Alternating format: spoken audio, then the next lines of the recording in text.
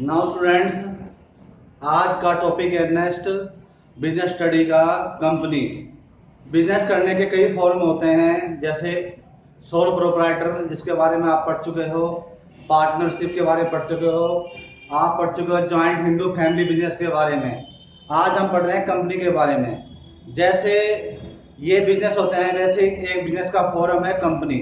Company जो है democratic principal बनाई गई है। इसके अंदर क्या होता है, कुछ व्यक्ति मिलकर आपस में कंपनी बनाने के बारे में, लीगल बिजनेस के बारे में सोचते हैं। लेकिन जब बिजनेस को वाइड लेवल बढ़ाना हो तो वहां पर कंपनी की आवश्यकता होती है। वहां पर सोल प्रोप्राइटर या पार्टनरशिप ज्यादा सक्सेसफुल नहीं होता।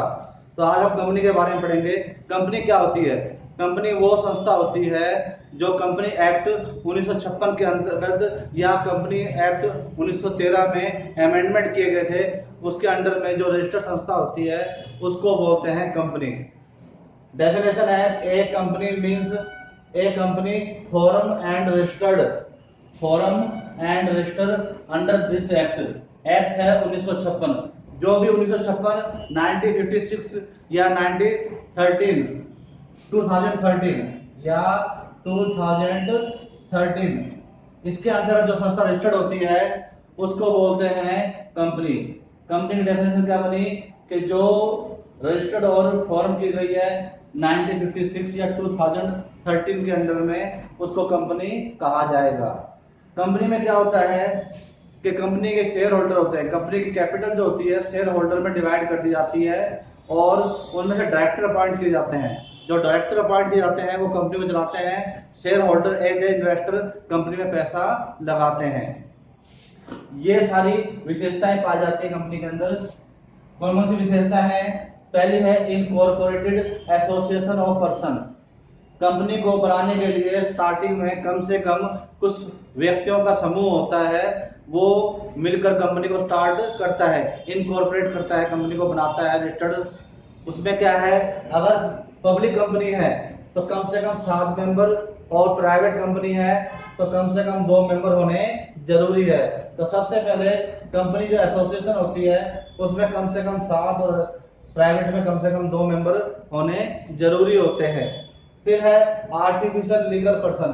कंपनी को आर्टिफिशियल लीगल पर्सन माना जाता है। जैसे एक आदमी को अधिकार दिए होते हैं वैसे कंपनी में भी एक आदमी की तरह सभी अधिकार कंपनी को दिए जाते हैं, लेकिन कंपनी में प्राण नहीं होते। लेकिन एक पर्सन की तरह, एक आदमी की तरह सारी एक्टिविटी कंपनी कर सकती है। आर्टिफिशियल लीगल पर्सन का मतलब है एक कंपनी किसी पे मुकदमा कर सकती है, कोई कंपनी पे मुकदमा कर सकता है, कंपनी अपने नाम पर प्रॉपर्टी खरीद सकती है, प्रॉपर्टी बेच सकती है, कोई भी जो है लीगल फॉर्मेलिटी कंपनी अपने नाम से कर सकती है, बैंक में अकाउंट खोला जा सकता है कंपनी के नाम से। तो 2 पॉइंट क्लियर हो गए।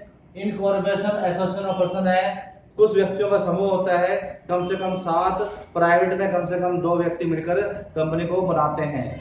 दूसरा है आर्टिफिशियल लीगल पर्सन।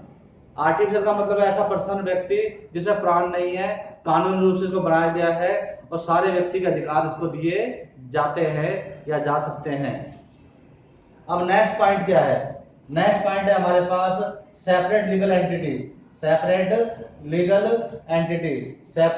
एंटिटी इसका मतलब है जब कंपनी को बनाया जाता है, जैसी कंपनी बनती है तो कंपनी बनने के बाद कंपनी बनाने वालों से अलग हो जाती है। कंपनी का अस्तित्व कंपनी के बनाने वालों से अलग हो जाता है। कंपनी को कंपनी के बनाने वालों से अलग माना जाता है, इसको बोलते हैं सेपरेट लीगल एंटिटी। कंपनी का अपना अलग से अस्तित्व होता है। उसके बाद है परपेचुअल सक्सेशन। परपेचुअल सक्सेशन का मतलब होता है कंपनी बनाने के बाद अपने आप बंद नहीं होती। कंपनी को चलाने वाले व्यक्ति जो होते हैं या फिर कंपनी के शेयर होल्डर, किसी भी मेंबर का आना या जाना, जिंदा रहे या दिवालिया हो या मेंटल हो जाए या कोई प्रॉब्लम हो जाए, कंपनी पे कोई असर नहीं पड़ता। कंपनी बनने के बाद अनिश्चित काल के लिए चलती रहती है। तो चौथा पॉइंट है परपेचुअल सक्सेशन का मतलब है एक बार कंपनी बना दी तो किसी के आने या जाने, किसी के डेथ होने पे कंपनी पर असर नहीं पड़ता। फिर है लिमिटेड लायबिलिटी। कंपनी के जो शेयर होल्डर होते हैं उनकी लायबिलिटी लिमिटेड होती है। पार्टनरशिप में और सोल प्रोप्राइटर में लायबिलिटी लिमिटेड नहीं होती। वहां लायबिलिटी क्या होती है? अनलिमिटेड होती है। यहाँ पर क्या होती है? लिमिटेड होती है। किसी व्यक्ति ने अगर 1 लाख के शेयर खरीदे हैं, किसी शेयर होल्डर के पास शेयर 1 लाख के हैं, उसने पेड कर दिए 40,000 रुपए, तो वो 60,000 रुपए ही देगा, 60 से अधिक नहीं देगा। ये उसकी लायबिलिटी है। उसकी लायबिलिटी मैक्सिमम कितनी है? 1 लाख। 40,000 रुपए दे चुका है तो कितने देगा वो? 60,000 पे करेगा, इससे ज्यादा पे नहीं करेगा। इसे बोलते हैं लिमिटेड लायबिलिटी। फिर एक कॉमन सील। कॉमन सील का मतलब होता है स्टैंप। कंपनी के पास सरकार के द्वारा दी हुई खुद के नाम की स्टैंप होती है। जब कंपनी रजिस्टर्ड जाती है और बिजनेस करना स्टार्ट करती है तो सरकार उसको एक स्टैंप देती है। उस स्टैंप को बोलते हैं कॉमन सील। उस पे ऑथराइज्ड पर्सन का, डायरेक्टर का साइन होना जरूरी है, जो व्यक्ति रिस्पॉन्सिबल है। तो कंपनी अपने नाम से जो भी काम करेगी, लेन देन करेगी, सब पे कॉमन सील यानी कि स्टैंप लगी होती है। 6 पॉइंट क्लियर हो गए आपके। अब आ जाइए 7th पॉइंट। 7th पॉइंट है separation of ownership and management. Company के जो पैसे लगाने वाले कौन होते हैं? कंपनी में पैसा लगाने वाले होते हैं शेयर होल्डर। शेयर होल्डर जो होते हैं कंपनी को चलाते नहीं है। कंपनी चलाने वाले जो होते हैं वो डायरेक्टर होते हैं और मैनेजमेंट होता है। डायरेक्टर और मैनेजमेंट कंपनी के अपॉइंट किए जाते हैं, सेलेक्ट किए जाते हैं बोर्ड मीटिंग के अंदर, जहां पर शेयर होल्डर वोट देंगे। शेयर होल्डर के वोट देने के बाद डायरेक्टर जो है अपॉइंट किए जाएंगे, कंपनी को चलाए जाएंगे। कहने का मतलब है ओनर कौन होते हैं? Share holder. चलाने वाले कौन होते हैं? डायरेक्टर या मैनेजमेंट। दोनों अलग होते हैं।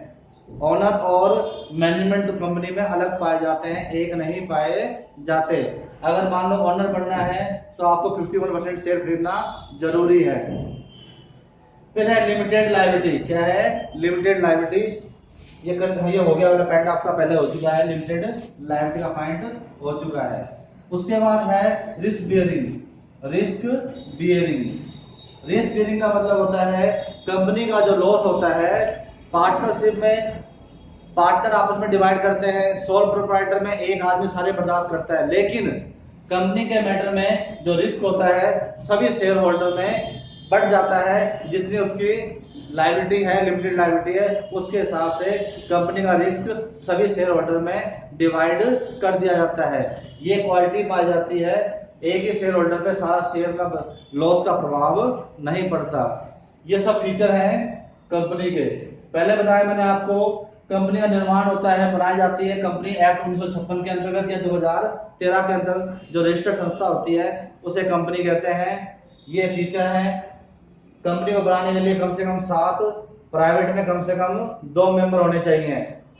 आर्टिफिशियल लीगल पर्सन है। कंपनी अपने एक प्रकार से एक आदमी की तरह सारे अधिकार कंपनी को दिए जाते हैं। That is called artificial legal person. Separate legal entity. Company की अपनी अलग पहचान होती है, बनने के बाद वह अलग हो जाती है बनाने वालों से। परपेचुअल सब्सक्रिप्शन का मतलब है किसी के आने जाने, मरने या कुछ होने पर कंपनी पर प्रभाव नहीं पड़ता। लिमिटेड लायबिलिटी का मतलब है कंपनी के जो शेयर होल्डर होते हैं उनकी लायबिलिटी लिमिटेड होती है। जितने का उन्होंने अंश खरीदा है या गारंटी ली है वहीं तक लायबिलिटी होती है, उससे ज्यादा लायबिलिटी नहीं होती। कॉमन सील का मतलब है कंपनी की अपनी स्टैंप होती है, जिसके बेस पे कंपनी कोई भी लेन देन करती है, उस पर स्टैंप लगी होती है और ऑथराइज्ड पर्सन के साइन होते हैं। फिर है separate ownership and management. Company के जो मालिक होते हैं वो शेयर होल्डर होते हैं, चलाने वाले डायरेक्टर और मैनेजमेंट होते हैं, दोनों अलग पाए जाते हैं। नेक्स्ट है रिस्क बियरिंग। कंपनी का जो लॉस होता है सभी शेयर होल्डर में डिवाइड कर दिया जाता है। यहाँ पर सारा पार्टनर बर्डन कुछ व्यक्तियों पर नहीं पड़ता, जैसा कि पार्टनरशिप या सोल प्रोप्राइटर में पाया जाता है। ओके।